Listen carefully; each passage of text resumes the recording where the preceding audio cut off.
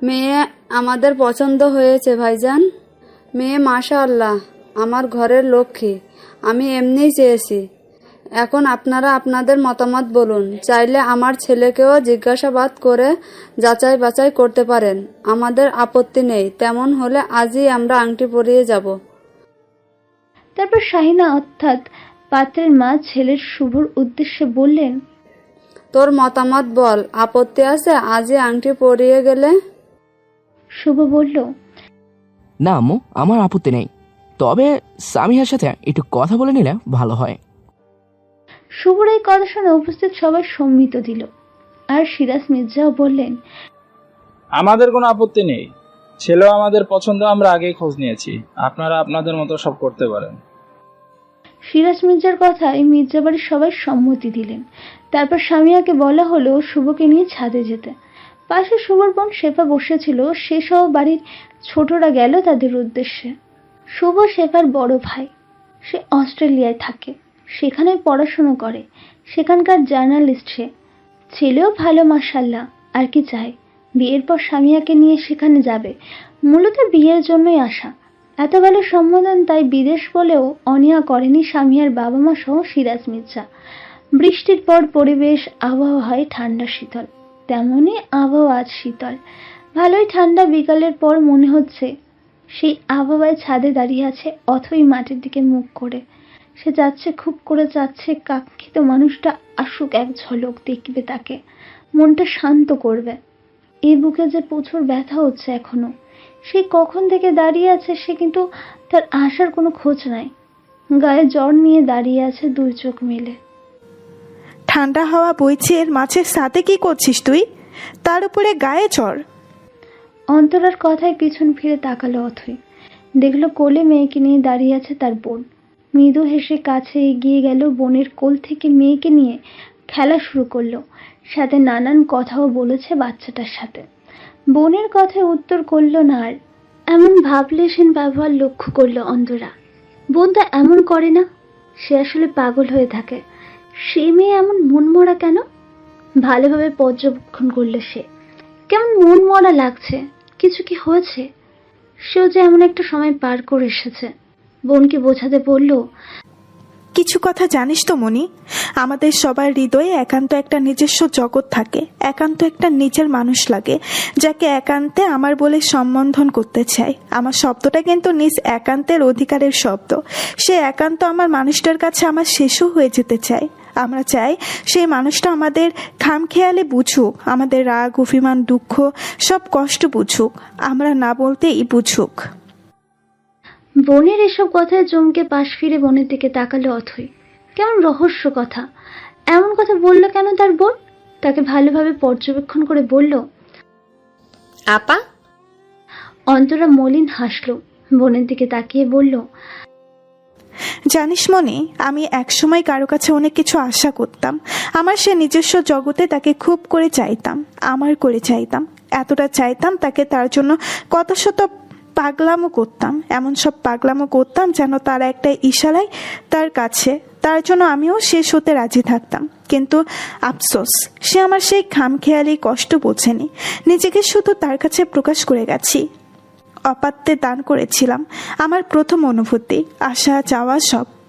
একসময় তার জন্য অনেক অভিমান জন্মালো, ভেতরে একটা চাপা কষ্ট নিয়ে হাল ছেড়ে দিলাম। তারপর কিছুদিন পরে বিয়ে হয়ে গেল। ওই যে বললাম না, নিজস্ব একটা একান্তের মানুষ লাগে, নিজের জন্য। সেই মানুষটা কে জানিস? তোর দুলাভাই। আমি বুঝিনি আমার ভাঙা হৃদয়ে সে এসে জায়গা করবে। সেই হবে আমার একান্ত নিজের মানুষ। আমাকে গোছানোর জন্য আল্লাহ তাকে আমার স্বামী রূপে দিয়েছেন। আমার এলোমেলো মন তার জন্য গোছানো হয়েছে, পুরো আমিটাকেই সে গুছিয়ে নিয়েছে। আমি সব বলার পর সে আমাকে নিজের মতো করে আগলে নিয়ে সব কিছু বুঝিয়েছে, আমাকে সময় দিয়েছে। তার এত এত ভালোবাসা, কেয়ার আমি অপেক্ষা করতে পারিনি। সে এখন একান্ত আমার, তাকে এখন আমি আমার বলে সম্বোধন করতে পারি নিজস্ব অধিকার নিয়ে। সে এখন আমার অধিকার। জীবনে কতটা বিচিত্রই না রে মনি। দেখ, একটু ভালোবাসার জন্য, একটু সুখের নেশায় একজনের কাছে ঘুরতাম। সেই সুখ আল্লাহ মনে হয় আমার জন্য তার কাছে দেখেছিলেন না, যার জন্য সেই সুখ আমাকে তিনি দেননি। আল্লাহ আমাকে সঠিক সুখ দিয়েছেন। এতগুলো কথা একভাবে বলে হাঁপিয়ে উঠল অন্তরা। দীর্ঘশ্বাস নিয়ে অথয়ের দিকে তাকালো। অথয় তার দিকেই তাকিয়ে আছে, নজর তার আহত। বোন এ কি বলল তাকে? তার বোনও কারোর জন্য কষ্ট ভোগ করেছে। সব কথা মন দিয়ে শুনে বুদ্ধিমতী অথয় বুঝে গেল, তাহলে কি সেও তার প্রথম অনুভূতি অপাত্রে দান করেছে? এসব ভালোবাসা, পাকলামো, অনুভূতির কোনো মূল্য নেই। সাইমের প্রতি এত ভালোবাসা সবটার তো অদেখা, অজানা। তার কাছে যদি তার প্রেম জাহির করে, সেও কি তাকে ফিরিয়ে দেবে? তাকে কি তার পাওয়া হবে না? হবে না তার সেই বসন্তকে পাওয়া? সেই মানুষটা তার মনে প্রথম বসন্তের ছোঁয়া দিয়েছে, সে কি তাহলে তাকে যন্ত্রণা দেবে? সে কি তবে জেনে শুনে বিষ পান করেছে মধু ভেবে? এসব ভাবতেই বুকটা চারগুণ ভারী হয়ে আসলো। নিঃশ্বাস বন্ধ হয়ে আসছে, জ্বালা করছে বুকে। চোখে টলমল পানি। অথয়ের ভাবনার মাঝে অন্তরা আবার বলল, তোর দুলাভাইয়ের সাথে আমি খুব সুখী জানিস। মানুষটা অনেক ভালো, তার পরিবারের সবাই ভালো। জানি না আল্লাহ আমাকে কোন পুণ্য কাজের জন্য এত সুখ দিয়েছেন। থেমে এবার অথয়ের দিকে তাকিয়ে বলল, আমার অভিজ্ঞতা থেকে আমি বলছি, তোর মাঝেও তেমন কিছু ঘটছে যেটা নিয়ে তুই তৃষ্ণাতে ভুগছিস, যার কারণে তোর এরকম অস্বাভাবিকতা। আমি দুপুরেই খেয়াল করেছি তুই অনেক কান্না করেছিস, যার ফলে তোর চোখ ফোলা, মুখ ফোলা ছিল। বৃষ্টিতে ভেজার সাথে সাথে এতটা অস্বাভাবিক হওয়ার কথা না, আর তুই অতটাও ভেজা ছিলিস না। আমি জানতে চাইবো না কার জন্য তোর এই অবস্থা বা কী কারণ, শুধু বলবো আমার মতো অপাত্রে দান করবি না ভালোবাসা, অনুভূতি। নিজেকে সামলে রাখবি, আসল নকল বাছাই করতে শিখবি। ভালোবাসা, অনুভূতি কোনো ঠুনকো জিনিস না, এগুলো অনেক দামি, আর সেই দামি জিনিসগুলোর দামি মানুষটার জন্যই খরচ করা উচিত। এই বলে থামলো অন্তরা। তারপর বোনের কাছে সে দুই কপালে হাত রেখে বোনের আহত দৃষ্টিতে দৃষ্টি রেখে বলল, আমার মনই তুই, তোর কষ্ট আমি দেখতে পারবো না, নিজেকে কিন্তু সামলে রাখবি। আমি কি বলতে চাইছি সব বুঝেছিস নিশ্চয়? আপা, বলে অথয় জড়িয়ে ধরল এক হাতে, বলল, আপা তুমি এতটা কষ্ট পেয়েছো, কিন্তু কখনো বুঝিনি আমি। আজ 4 বছর পেরিয়েও কি তোমার সেসব মনে পড়ে? কথায় আছে না, জীবনের প্রথম অনুভূতি কখনো ভোলা যায় না, তেমনি ভুলিনি, তবে মনেও করি না। তার প্রতি আমার রাগ, অনেক রাগ, তাই ভালোবাসার নজরে তাকে আর মনে করি না। আর আমার বিবেক বলে এমন করাটা উচিত না। আমি বিবাহিত, আমার স্বামী আমাকে অনেক ভালোবাসে, তাকে কেন আমি ঠকাবো সেই বাজে মানুষের প্রতি অনুভূতির জন্য? সেগুলো আমার স্বামীর ভালোবাসার কাছে ঠুনকো। আপা, দুলাভাই অনেক ভালো, সত্যি অনেক ভালো। তুমি অনেক লাকি দুলাভাইকে পেয়ে। জানি না আপা, আমি তাকে পাবো কিনা, আমার প্রতি তার দৃষ্টি বা কেমন। আমি বললে তুমি তাকে চিনবা, কিন্তু এখন আমি বলতে চাইছি না। সময় নিয়ে বলবো তোমাকে সব। বোনের কথায় ভুরু কুচকালে অন্তরা। কে সে যে তাকে চেনে? সে তবু প্রশ্ন করল না বোনকে। বোন এখন প্রাপ্তবয়স্ক, তার নিজের দিকে বোঝার ক্ষমতা আছে, তাই কথা রেখে মেয়েকে নিল কোলে। বলল, ছাড় এসব কথা, এসব কথা অনেক পুরনো। এই যে দেখছিস না আমার কোলে, এটা আমার পৃথিবী, আমার দ্বিতীয় সুখ। বলে মেয়েকে জড়িয়ে মুচকি হাসলো। অথই হাসলো। অন্তরা বলল, চল, সন্ধ্যা হয়ে গেছে, আজান দেবে। তো দুলাভাই আর অন্তু এতক্ষণে চলে এসেছে মনে হয় বাইরে থেকে। হ্যাঁ, তুমি যাও, আমি আসছি। জলদি আয়, থাকিস না আর বেশিক্ষণ। বলে পা বাড়ালো অন্তরা মেয়েকে নিয়ে নিচের উদ্দেশ্যে। আর অথই বোনের যাবার পানে তাকিয়ে থেকে ভাবতে লাগলো অনেক কথা। তাকে যে তার পেতেই হবে, না পেলে যে জীবন বৃথা। টিনেজার অনুভূতি তার এখনো আটকা পড়েই আছে সেই টিনেজারে, তাই তো অ্যাডাল্ট হয়েও বন্ধ হয়নি। উফ, বন্ধ হবে কিভাবে? এটা যে ভালোবাসা, কোনো টিনেজার পাগলামো না। তাকে জানতে হবে, হ্যাঁ জানতেই হবে, বুঝতে হবে সে মানুষের প্রতি তার অনুভূতিগুলো। ভাবতে ভাবতে সিদ্ধান্ত নিয়ে নিল, কারণ ভালোবাসা লুকিয়ে রাখা জিনিস না, ঠিক সময়ে প্রকাশ করতে হয়, নয়তো যদি দেরি হয়ে যায়। এদিকে স্বামীয়াকে শুভর মা আংটি পরিয়ে গেছে, সব ঠিকঠাক হয়েছে। স্বামীয়ার সাথে কথা বলে শুভ স্বামীয়াকে হালকা করেছে, তার মতামত নিয়েছে, স্বামীয়াও না করেনি। শুভকে তার যথেষ্ট পছন্দ হয়েছে। ছেলেটা সোজা সাপটা, মন খুলে কথা বলে, একদম দ্বিধা ছাড়া। প্রথম সাক্ষাতে তার মনে সুপ্ত অনুভূতি জাগিয়েছে, তাই মা মতামত জানতে চাইলে নাকচ করেনি। সবাই খুশি হয়েছে, আর দিন তারিখও ঠিক করে গেছে, পরের মাসের 21 তারিখে বিয়ে।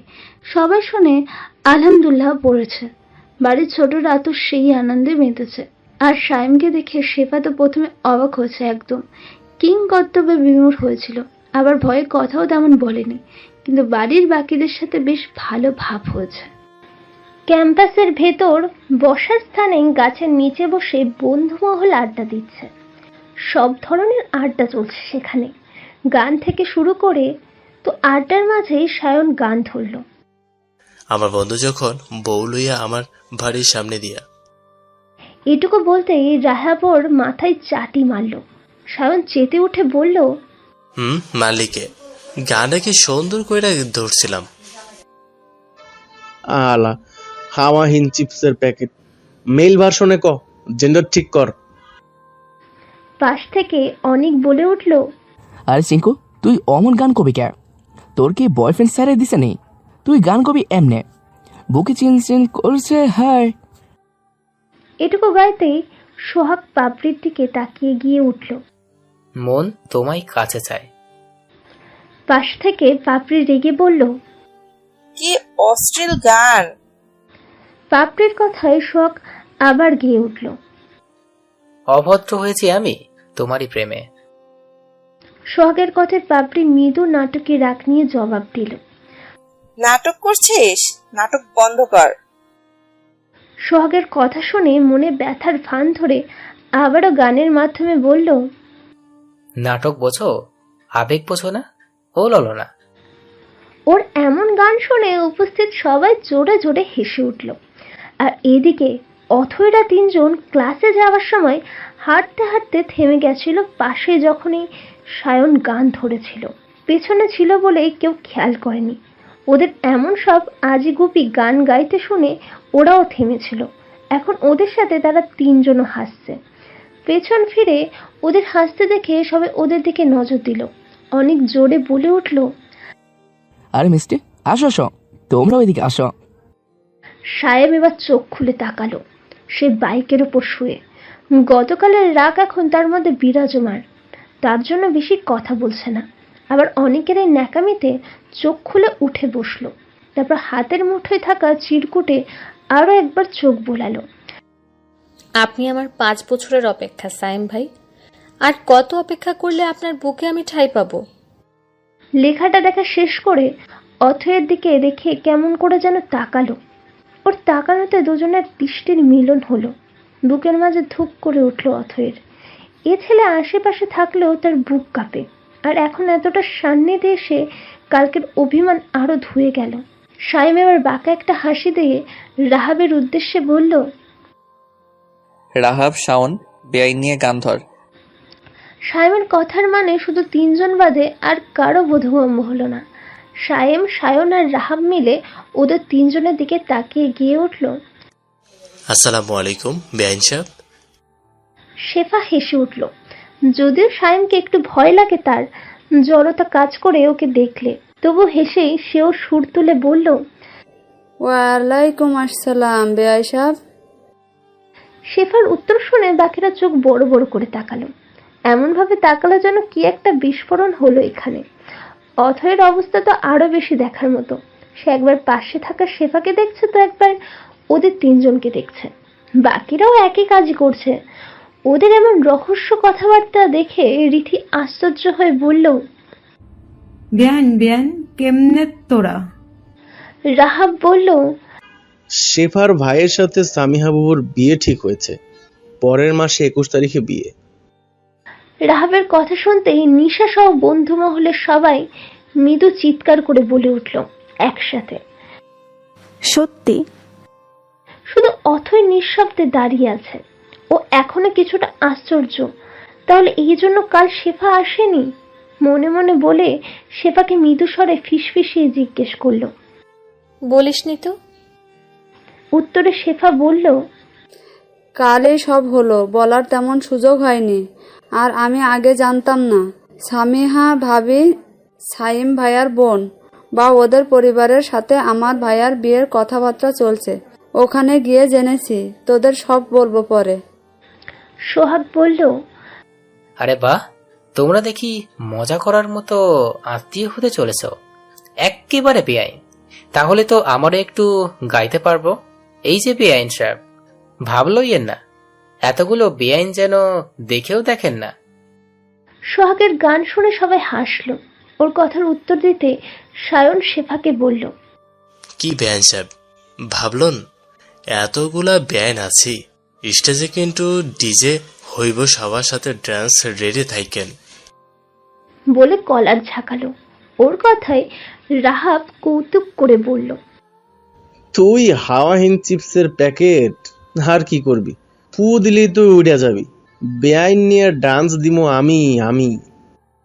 এই বলে নিশার উদ্দেশ্যে বলল। চলবে তো বেআইন? সায়ন রাহাবের এমন কথায় চেতে গিয়ে বলল, ইনসাল্ট করবি না, একদম ইনসাল্ট করবি না কইয়া দিলাম। এই শরীর নিয়া আমি গার্লফ্রেন্ডের কোম্পানি খুঁজবার পারি, কিন্তু খুদুম না, কারণ আমি কোম্পানি খুললা নিলে তখন গার্লফ্রেন্ড গটকেড়ে পাইয়া যাইব। তখন গার্লফ্রেন্ড ভিটামিনের অভাবে কাইন্দা বেড়াইব গটে ঘাটে। তাই দয়া করি, আমার আবার একটু দইরা মেরা বেশি কিনা। এই বলে মুখ ঝামটালো সে। রাহাব বলল, থাক, আর চাপা মারিস না। মোল্লার দৌড় মসজিদ পর্যন্ত, সে আমগো জানা আছে। সাইম, তোর ব্যান্ডেজ ভিজে উঠেছে রক্তে। মাঝে এসে তার মৃদু চিৎকার নিয়ে বলা কথা শুনে অথই চমকে দৃষ্টি তুলে সাইমের হাতের দিকে তাকালো। বাকি সবাইও হকচকিয়ে তাকালো। দেখলো সত্যিই রক্তে লাল হয়ে আছে। এটা হয়েছে যখন ও মুঠো পাকিয়েছিল অনেকের কথা শুনে। কাটা হাতের উপরিভাগে অনেকটাই, যার ফলে মুঠো পাকানোর পর টান লেগে আবার এমন রক্তপাত ঘটেছে। ওর কাটার দিকে আহত দৃষ্টিতে তাকিয়ে আছে অথই। সাইমের কাটা দেখে তার মনে ঝড় শুরু হয়েছে। তার উপর এমন রক্ত দেখে নিজেকে ধরে রাখতে পারল না। শরীর কাঁপছে, ভয় করছে। রক্তে তার হালকা ফোবিয়া আসছে। জ্ঞানটা না হারালেও কিছুটা ভয় পায়। তার সাথে চোখে পানিরা এসে ভিড় জমালো। তবুও পা বাড়িয়ে সাইমের কাছে যেতে গিয়ে বাধা পেল। দেখলো নিশা ওর হাত ধরে আটকে দিয়েছে। নিশার দিকে অসহায়ভাবে তাকালো। ওর তাকানোতে নিশা ফিসফিসিয়ে বলল, আশেপাশের পরিবেশ দেখ ওই তো। কোথায় যাচ্ছিস তুই? হুঁশ এলো অথয়ের, আর গেল না সে। প্রগাঢ়ভাবে অনিমেষ তাকিয়ে রইল। সবাই সাইমকে নিয়ে ব্যস্ত। তারও স্পৃহা জাগছে একটু ছুঁয়ে দিতে মানুষটাকে। সবাই নতুন করে ব্যান্ডেজ লাগানোর কথা বলছে। সায়েম বিরক্ত, সাথে ভাবলেশীন। অথয়ের দিকে তাকিয়ে দেখলো সে আহত দৃষ্টিতে পলকহীন চেয়ে রয়েছে তার দিকে। সবাইকে ধমক দিয়ে বলে উঠল, থামবি তোরা, কিছুই হয়নি, সামান্য কাটা। ভাবটা এমন দেখাচ্ছিস যেন এই কাটাটুকুতে আমি মরে যাচ্ছি। নিশা জিজ্ঞেস করলো, ভাই আপনার কেটেছে কিভাবে? কতখানি কেটে গেছে? সায়েম একবার অথয়কে দেখে নিল, তারপর বলল, তেমন কিছু না, সামান্য কেটেছে। তোমরা ক্লাসে যাও, নিশা, লেট হচ্ছে তোমাদের। এই বলে রাহাব সায়নকে ইশারা করলো। ওর ইশারা দেখে রাহাব বলল, হ্যাঁ নিশা, তোমরা যাও, অথইকে নিয়ে যাও। চলো, আমি যাচ্ছি তোমার সাথে, আমার ওদিকে একটু কাজ আছে। এই বলে তাড়া দিল। নিশার প্রশ্ন করল না। চলে গেল ওরা তিনজন। কিন্তু অথয়ের আর কিছুই ভালো লাগছে না। ভালোবাসার মানুষগুলোর এমন দেখলে কষ্ট লাগবে, এটাই স্বাভাবিক। এটা কোনো ন্যাকামো না, সত্যিকারের অর্থই কষ্ট লাগে। তেমনি অথয়ের হচ্ছে। সে পারছে না বলতে, তারও পুড়ছে ভেতরে। আগামীকাল সায়েমের বাসা থেকে পাত্রপক্ষ যেতে সে কাউকে কিছু না বলে হনহনিয়ে বের হয়ে এসেছিল, সাথে রাহাব আর সায়নকে নিয়ে। তারপর সেই ছেলেগুলোকে খুঁজে বের করেছিল ভার্সিটির কাছেই সেই বস্তির গলিতে। সেখানে পেয়েছিল তাদের। একটা টঙের দোকানে বসে তাস আর সিগারেট নিয়ে আড্ডা দিচ্ছিল। সেখানে পেতেই সায়েম আগে সেই জনের চোখের উপর মেলেছিল যে অথয়ের কোমর দিকে এক দৃষ্টিতে তাকিয়েছিল। তারপর সব কটাকে এলো পাতারি পিটিয়ে তবেই ক্ষান্ত হয়েছিল। রাহাব সায়ন থামায়নি, কারণ তারা জানতো তাকে থামিয়ে লাভ নেই, আর থামবেও না। এটা হওয়ারই ছিল। সেখান থেকে একজনকে মারতে গিয়ে ভুলবশত পাশে থাকা ভাঙা টিনে লেগে ওর হাতের উপরিভাগে কেটেছিল। সময় দুপুর 2টো। জমিনে ভারী রোদ্দুরের খেলা চলছে। চৈত্রের রোদ মানেই তাপদাহ রোদ। বাইরে পা দিলেই শরীর ঝলসে যাবে এমন ভাব। প্রকৃতি খড়খড়ে হয়ে গেছে যেন। আগামীকাল তো বৃষ্টি হলো, তবুও মনে হচ্ছে পৃথিবীর মাটিতে একটুখানি পানির অতি অভাব। অথৈ আর নিশা ভার্সিটি থেকে বাসে মাত্র পৌঁছালো। বাসার সামনে সিএনজি থেকে নেমেই দাঁড়ালো তারা। ভাড়া মিটিয়ে নিশা তার বাড়ির দিকে চলে গেল, আর অথৈ কেবলই বাড়ির মধ্যে ঢুকবে এমন সময় কিছুটা দূরে ওর চোখ গেল। কেউ একজন খুবই অস্থিরভাবে ছটফট করছে বড় আম গাছের নিচে। মনে হচ্ছে রোদের তাপমাত্রা সে সহ্য করতে পারেনি। কিছুটা এগিয়ে গেল সে। কাছে যেতে দেখলো একটা মাঝবয়সী মহিলা। প্রথমে তাকে চিনতে পারল না অথৈ। যখন মুখটা ভালো করে দেখলো তখন চমকে উঠল। এনাকে তো সে চেনে, মির্জা বাড়ির বউ, সিরাজ মির্জার স্ত্রী, শাইমের মা। ইনি এখানে কি করছেন? দৌড়ে গিয়ে ওনাকে ধরলো অথৈ। ব্যস্ত হয়ে বলল, কি হয়েছে? কি বলে সম্বোধন করবে বুঝল না সে, তবুও বলল, কি হয়েছে আন্টি আপনার? এই অবস্থা কেন আপনার? কোথায় কষ্ট হচ্ছে বলেন আপনার? এই বলে আলেয়া বেগমের বুকে মুখে কপালে হাত বুলাতে লাগলো। তিনি শ্বাস নিতে পারছেন না, কষ্ট হচ্ছে। অস্পষ্ট স্বরে তিনি পানির কথা বলতে চাইলেন। অথৈ ঠিক বুঝলো না, তবুও দৌড়ে বাসার মধ্যে চলে এলো, কারণ সেখানে আর কোনো বাড়ি নেই অথৈয়ের বাড়ি ছাড়া। এসে পানি নিয়ে আবার দৌড়ে আলেয়ার কাছে গেল। তাকে পানি খাইয়ে দিতে একটু শান্তি পেলেন তিনি। শ্বাসকষ্টটা অনেকটা নিরাময় হলো। তারপর কিছুক্ষণ ওভাবে চোখ বন্ধ করে অথৈয়ের কাঁধ বরাবর বুকে মাথা রেখে পড়ে রইল। যখন একটু ভালো লাগলো তখন চোখ খুলে অথৈকে দেখতে থাকলো। চিনতে পারলো না ঠিক, জিজ্ঞেস করলো, কে তুমি মা? নাম কি তোমার? বাবার নাম কি তোমার? আমার নাম অথৈ, বাবার নাম আশরাফ শেখ। ওই যে বাড়িটা আমাদের। কিন্তু আপনার কি হয়েছিল আর কোথায় গিয়েছিলেন এত রোদের মধ্যে? আলেয়া অথৈয়ের বাবার নাম শুনে চমকে উঠলেন। পরের কথাগুলো ওনার কানে গেল কিনা বোঝা গেল না। পলকহীনভাবে তাকিয়ে রইল। তারপর দুর্বল হাতে অথৈয়ের মুখে হাত বুলিয়ে দিলেন কেমন আদুরে ভাবে। তারপর বললেন, তুমি অথৈ? মাশাআল্লাহ। অথৈ ভুরু কুঁচকে অবাক হয়ে দেখিয়ে চলল আলেয়ার করা কার্যকলাপ, কিন্তু বোধগম্য হলো না। বিস্ময়ে আনমনে ভাবলো উনি কি চেনেন তাকে? চিনতেই পারে, স্বাভাবিক। বিস্ময় এক পাশে রেখে অথৈ আবার বলল, আন্টি, আপনি বললেন না তো এখানে কিভাবে আসলেন? আর এমন অবস্থা কিভাবে হলো আপনার? আপনি একাই বা রাস্তায় কেন? কেউ নেই কেন আপনার সাথে? অথৈ আবার প্রশ্ন শুনে আলেয়া ঘটনা খুলে বললেন।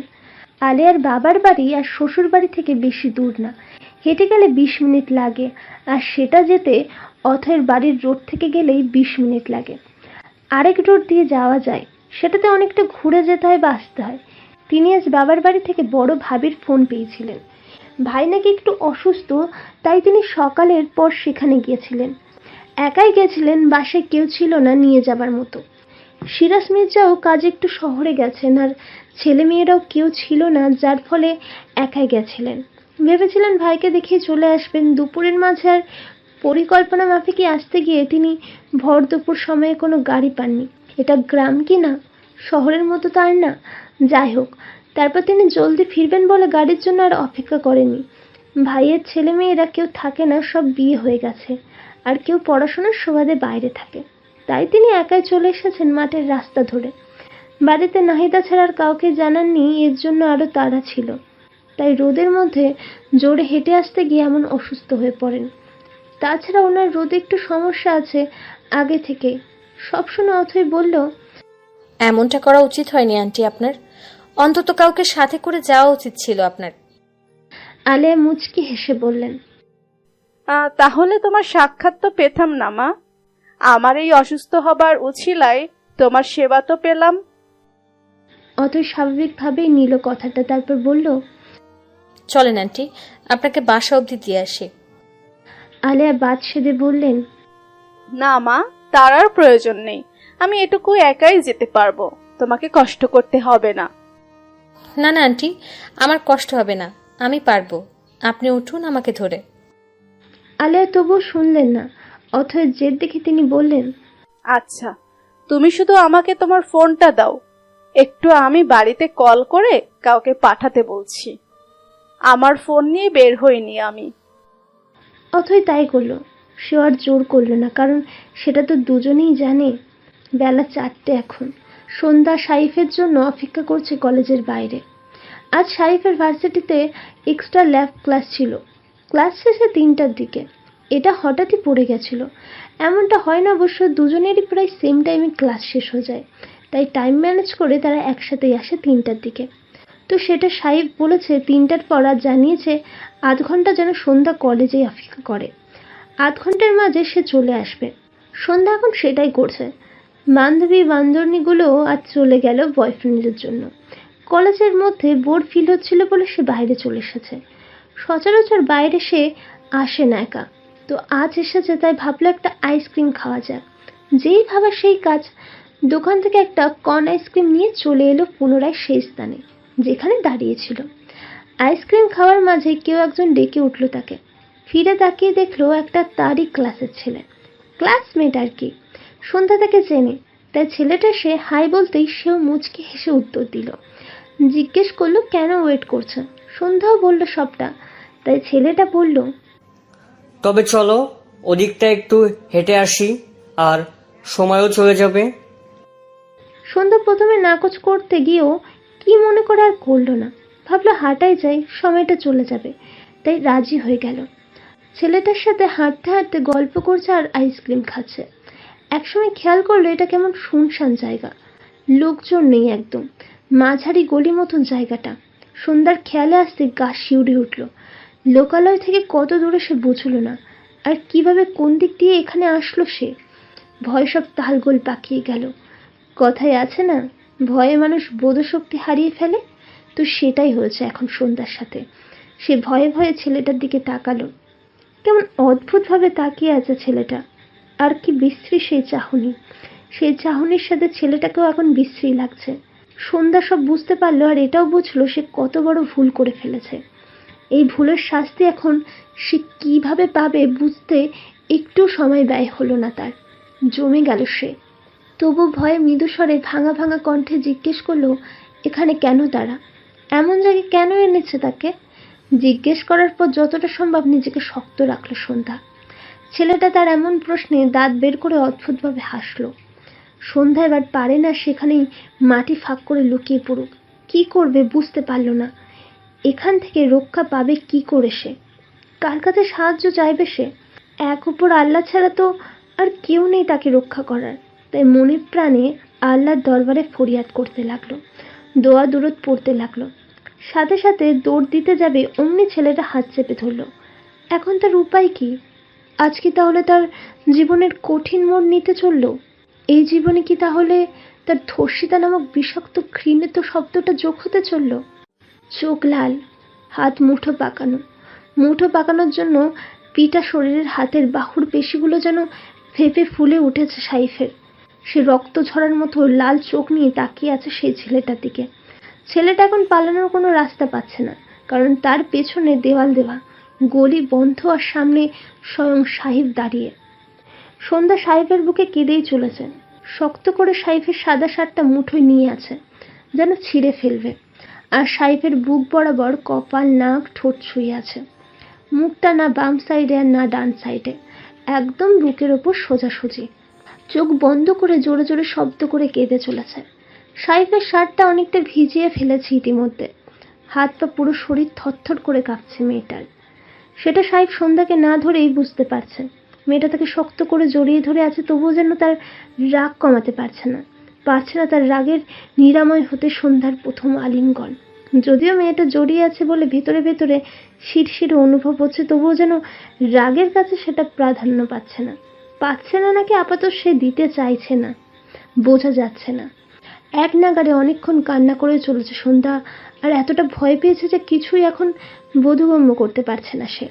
কাঁদতে কাঁদতে মেয়েটা জ্ঞান হারালো। পড়ে যেতে যাবে তখনই সাহেব ধরে ফেললো। সেকেন্ড অবধি দেরি না করে কোলে তুলে নিল। কোলে নিয়ে গলির মাঝেই পাশের একটা সমান্তরাল জায়গায় সন্ধ্যাকে আধশোয়া করে শুয়ে দিল। গায়ে ওড়নাটা গলা থেকে খুলে ওর গায়ে ভালোভাবে দিয়ে দিল। তারপর ঘুরে মুখ কঠিন করে চোখ রাখলো ছেলেটার উপর। এবার আর নিস্তার নেই তার। ছেলেটা ভয়ে একটা ঢোক গেল তার দিকে তাকে।